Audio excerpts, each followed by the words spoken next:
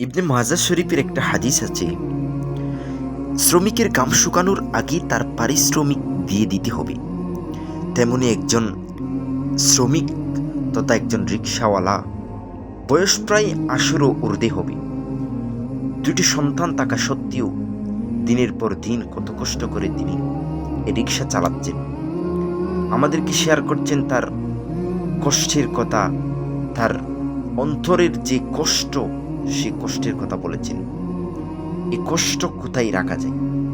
সে কোন দশকে এসেছিলেন, এখনো তার রিকশা চালা বন্ধ হয়নি।